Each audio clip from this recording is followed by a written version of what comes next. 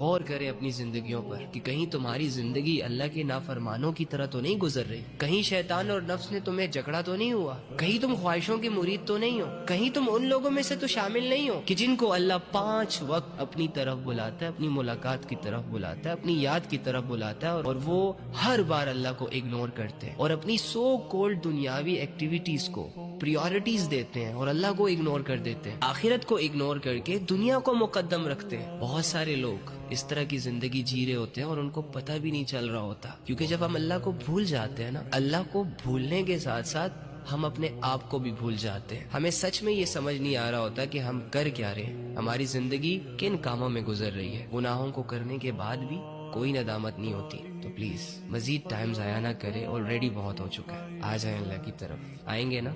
اللہ یہی چاہتا ہے۔ اللہ کے بغیر ہم کچھ بھی نہیں ہیں۔ آپ کی ہر رات آپ کو ڈرائے گی، آپ کا ہر دن آپ کو مزید غمزدہ کرتا چلا جائے گا، تو اللہ کا ہونا تمہاری زندگی میں بہت ضروری ہے تمہارے لیے۔ مرنے کے بعد کسی کو موقع نہیں ملا دوبارہ کہ وہ جائے اور اپنے اعمال ٹھیک کر کے واپس آ جائے، آپ کو بھی نہیں ملے گا۔ تو اگر آپ یہ چاہتے ہیں کہ مرنے کے بعد ہم اگر مگر کاش یہ وہ اس کے حوالے نہ ہو، اپنی یہ زندگی سوچ سمجھ کر گزارے۔ ہر کام کرنے سے پہلے یہ سوچا کرے کہ اس کام میں اللہ کی نافرمانی تو نہیں ہے۔